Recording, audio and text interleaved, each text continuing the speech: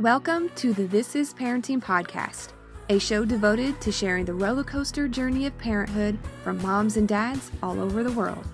I'm your host, Andrea Rhodes. Information and show notes about today's episode can be found at thisisparentingpodcast.com. Let's get started. Hello and welcome to the This Is Parenting podcast. I am your host, Andrea Rhodes. And this is the first In My Experience episode. Basically, I'm going to run solo for this one and share an experience from my own motherhood journey with you. Everything I was feeling, all the realness of it, all from my own perspective. I love these episodes because I hope it will allow you to get to know me a little bit better. And selfishly, I'm excited to share these stories, capture my voice for posterity. I'm obsessed with the thought that my kids will have these stories of how they've impacted my life, told in my own voice, and I would give anything to have that from my own parents or my grandparents or my husband's parents and grandparents. So maybe my kids will find value in understanding me on a different level, and maybe it will help them if they ever have kids themselves, or maybe not, who the hell knows, but it will be fun to try. All right, well, today's episode is all about the beginning. The birthing experience. Oh yeah, we are getting into it. The war zone of the delivery room, the expectations versus realities of the experience, how my husband reacted to the chaos, and the disconnect I felt with my first child. So this is going to be fun. Let's go. Okay, how do I even start something like sharing my birthing experiences with you? I guess I'll start by saying that in having two kids, I had two very different births, almost polar opposites really, and that alone was surprising to me. Not only were they physically different, delivery was different, the hospital experience was different, the emotional feeling was different, and the recovery was very different. So, kid number one. Overall, pregnancy was normal in the sense that I had awful morning sickness, fatigue, dehydration, all the fun stuff. Nothing says pregnancy more than jumping out of a work meeting to go puke in the bathroom. And I remember thinking all those baby kicks and cute karate moves were really fun at first until those kicks went straight up into my ribs. And my coworkers would catch me pushing baby around in hopes he would find a more comfortable spot, like legit pushing him down with my hands. Not sure if that caused any lasting damage. Jury is still out on that one, but about 20 weeks into my pregnancy, my mother-in-law gifted us a 3D sonogram, you know, the kind where you can see the smushy features of your fetus just a little bit more clearly. And I resisted going at first. Honestly, those 3D sonograms were a little creepy looking to me, and I just wasn't really sure about the whole experience. I didn't need it. I had the regular sonogram photos, so I kind of resisted. But I'm also never one to waste a gift certificate, so off we went. And I'll be damned, but seeing my baby in a more real form was breathtaking. The pregnancy felt real for the first time. I was mentally and emotionally able to accept that thing growing inside me was a real live human. It was pretty intense, and I got a little teary-eyed, and I finally felt a little bit maternal to this thing growing inside me. And up to that point, it all felt so clinical. Doctor's appointments, pissing in the cup, drinking more water, which, if anybody knows me out there, I have such a hard time doing.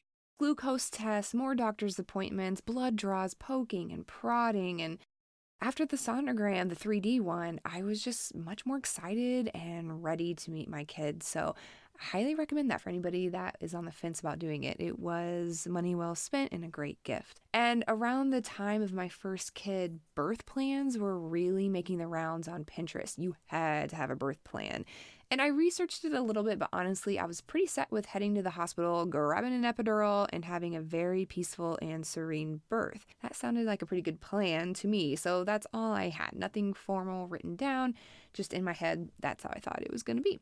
And as it turns out, the morning I went in for my 40-week appointment, I woke up with some gross discharge and figured that might be the start of something, but who the hell knows, because I've never done this before.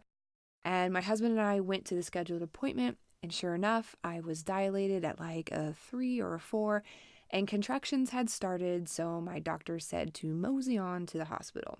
And mosey we did. We stopped at a gas station to grab a donut from my husband because it was first thing in the morning. And regretfully, I decided not to have one since my doctor said not to eat, which was a bad choice. If you ever have the opportunity to eat before labor, I recommend it, though I am not a doctor and I'm not giving any medical advice. But in my experience, I definitely should have eaten before. Then we made a really critical stop at a game store so my husband could exchange a football game, like PlayStation game or something. It was on his mind and my contractions were small. I was dealing with it. It was not a problem. So we went because it was close to the hospital. I mean, why not? And while I was in the parking lot of that game store, my contractions started to really shorten up and get more painful. So it was time to go.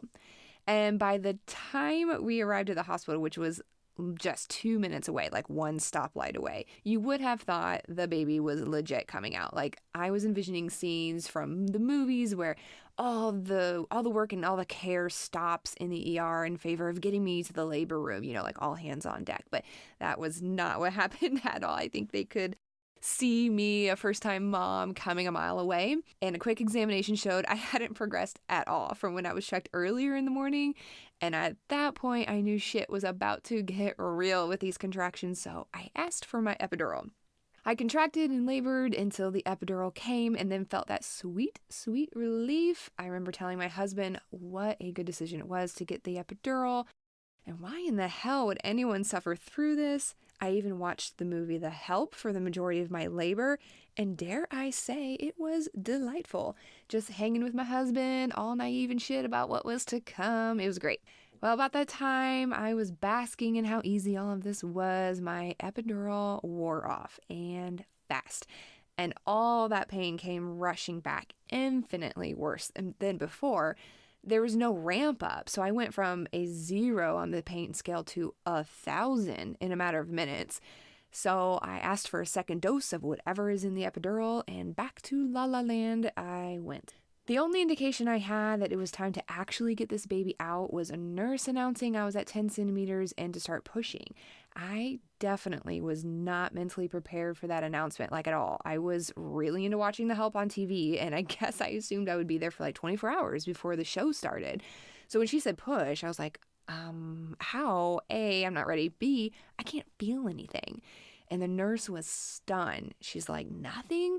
Nothing, I say. So she described to me how I should push, and I gave that a shot a few times. As they saw my contractions coming and going on their machine, they would tell me when to push, and I was doing something, but not the right something, and so there was just no progress. And then I knew I was really screwing this whole thing up when they gave me a towel to pull with, while a nurse was on the other end trying to encourage the pushing.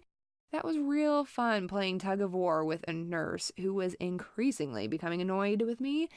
And again, no results. My doctor finally arrives, fully expecting to catch a baby, and was appalled by the lack of progress. I told her I couldn't feel a damn thing, and she got pissed, like real pissed. Apparently, an epidural is supposed to take the edge off, not completely make me void of all feeling, and she wasn't happy to learn the anesthesiologist gave me a second dose. So she gave me a mirror to check things out down there. That was a bad idea. I did not need to see that. Nobody needs to see that. Although, oddly, my husband was super into it, surprisingly. But hey, to each their own. Not my thing, but he liked it, so there you go. So my doctor really got in there to try to have me feel where I should push, and I finally felt a faint pain receptor, and I just focused in on that. A nurse gave my husband my dead-ass limp leg and tossed it over his shoulder for support, and we were off. A few pushes later, and my son was born. At least that's what I heard from the doctor. I wouldn't have known it because I was numb as fuck. Like, I didn't hear it. I didn't feel anything, minus a little bit of alleviated pressure. But I heard the little guy cry, and I was instantly relieved that everything was over. They handed him to me, and I was ready to feel that connection, that bond that everybody talks about. But it didn't happen at all. No emotions from me, no connection to my new baby boy, nada.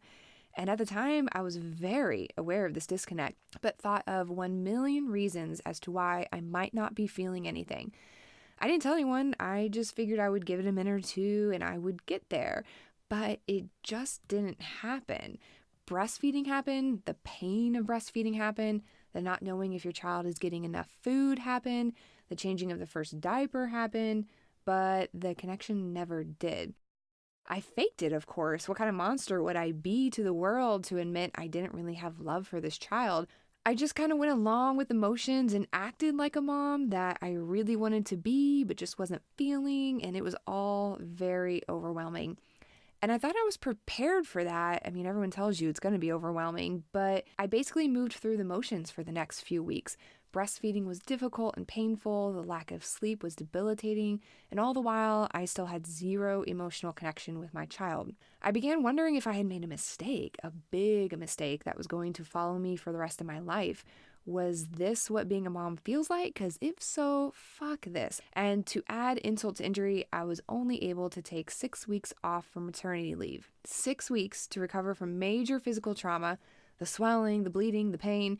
6 weeks to find that new normal before upending it all again when I returned to work. It wasn't near enough time, but I'll rant about that in a separate episode. My husband could tell something was a little off, but bless his heart, he wasn't about to bring it to my attention. I was sleep deprived and struggling, so what was he gonna say? Hey, babe, I've noticed you don't seem very happy right now. Yeah, that wouldn't have gone over very well, and he knew it.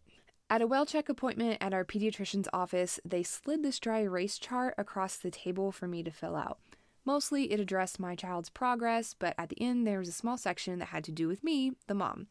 Basically, I was supposed to self-rank my own state of mind. Self-diagnosed depression, if you will. Questions like, do you still find joy in things you did in the past, were questions I recall having to answer.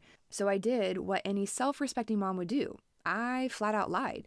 The first time I answered each question as if everything was super rosy, and the second time I answered slightly more truthfully because I secretly wanted someone to notice my struggles, at least ask me if I was doing okay. No one noticed. And I don't fault my pediatrician. He's a dream, in fact, my favorite doctor, and his job is to look after my child, not me.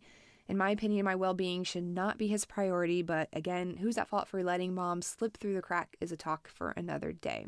A few more sad weeks slipped past, and I was beginning to think that this darkness was my new normal, and that this motherhood thing was a bit of a sham. And then, just like that, I switched on. I vividly remember when it happened. It was week 6, and my baby gave me his first smile, his first sign of affection, or at the very least, acknowledgement of my presence. And the emotional connection I had been seeking finally washed over me. As stupid as it sounds, I felt like he actually knew me, like finally was aware of me, of what I have been enduring for the last 6 weeks, loved me. And that was it. I was all in. There was an intense amount of love, and I finally felt good about being a mom. So yeah, that first birth was a lot, and I know it isn't even the worst story or the craziest story you've heard, which isn't a good thing, and you'll be hearing me talk to women about their journey with postpartum mood disorders in later episodes because we have to support mothers more. But all right, moving forward, 3 more years to the birth of my daughter and basically reverse everything you just heard, and that was her birth story. My second pregnancy was extremely painful. From about 10 weeks on, it felt like my daughter's head was resting on my pelvic bone. I would writhe in pain on the floor while my husband looked on, wishing he could help. I wish he could too, but until he can birth children, nothing he can really do about it. And in hindsight, I think my pelvic floor was destroyed, but considering I didn't know I had a pelvic floor or what a pelvic floor was until recently, the thought never even occurred to me at the time. But at 39 weeks, I was done. My body was done, and I was ready. And after leaving my latest doctor's appointment where we scheduled an induction for the next morning, my labor got started thanks to my doc who has the magic touch. I naively thought all the feelings I was having were just Braxton Hicks for most of the day, though we did start getting a little bit prepared, like getting babysitting lined up for my son, and as we dropped him off at the grandparents', I was still in denial that I was in active labor, though everyone tells me later that they all knew based on what I was doing, like gripping the side rails of the deck as I was walking up. And my face in the last picture of me before giving birth kind of shows it, so I'll post it in the show notes for you all to gaze upon it. So then my husband is a teacher, and he didn't get around to getting his lesson plans prepared, I guess because he didn't remember how long it took a baby to cook. I don't know, but for whatever reason, we were at the school with me sitting in the parking lot, and my contractions were coming pretty regularly. So we made a couple more stops, one at Subway, because like you heard in the first story, I wasn't going to make the same mistake of not eating before labor again. And one more at the store to grab some cookies to bribe the hospital staff. Pro tip, always bring cookies. They appreciate it. And off we went. And by the time we got there, contractions were less than 2 minutes apart. And this time around, I was determined to not get an epidural. I was less scared this time and had heard so many great things about recovery going well for those who had a natural childbirth, so I wanted to try as hard as I could to grit it out, but also knowing if I had to have help, I absolutely could. And one of these episodes, I'll have to have my husband on here to get his version of this labor story because all I can say was it was intense. I did everything I could to stay comfortable, and that mostly meant standing and swaying side to side, hugging my husband while biting his jacket collar. I don't know why that was the resting spot, but it was the spot that made me feel the most comfortable, so that's where I landed. And the pain, oh my God, the pain. It was as bad as I had imagined, but there was something to be said with knowing and feeling exactly what was happening with my body, and I knew exactly when it was time to push. It wasn't a surprise this time around, so about 4 hours after arriving, the nurse asked me to do a practice push to see where we were with things, and I tried to tell her it was time, but nonetheless, she had me practice. Yeah, that was not a good idea because that baby was coming, so she told me to stop pushing and wait for the doctor. I can't remember if I laughed or cursed at her because there was nothing stopping this baby or the relief of pressure I knew was coming. And right when I was ready for the next contraction, my doctor showed up just in time to catch the baby. In total, 1.5 pushes and she was born. Oh, and one tribal-like out-of-body experience where I screamed in such a disturbing way that I didn't even realize the contraction was over and the nurses had to shake me to stop screaming.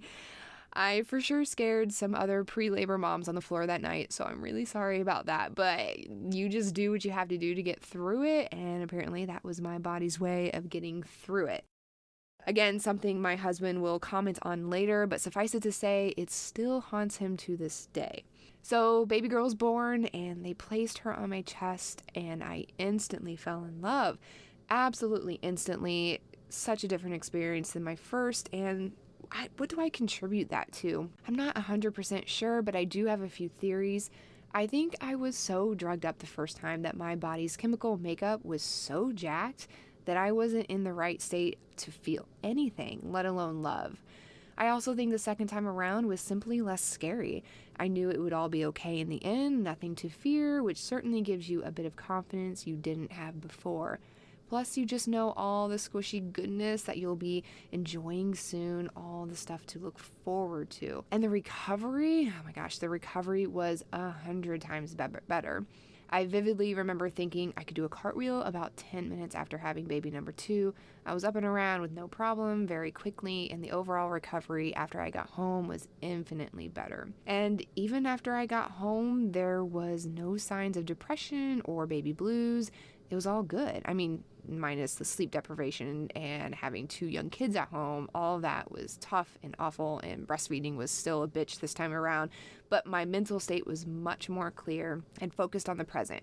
So yeah, there you go, the very different stories of my 2 births. One as a scared first-time mom who ended up with a form of postpartum mood disorder that went undiagnosed, to a second-time mom full of confidence and determination who was just really, really wanting that baby to vacate the premises.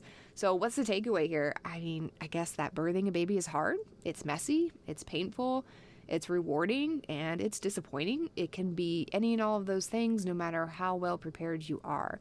So that's it. I hope you enjoyed this In My Experience episode, and I'll be sharing plenty of other experiences like breastfeeding, spoiler alert, it's the worst, potty training, spoiler alert, it's a literal shit show, and how I deal with lying, cursing, and so much more. And I take requests, so let me know what you want to hear from me next. You can send me an email at hello@thisisparentingpodcast.com and let me know. And as always, if you like this episode, then let the podcast gods know by subscribing and leaving me a review. Thanks. Bye.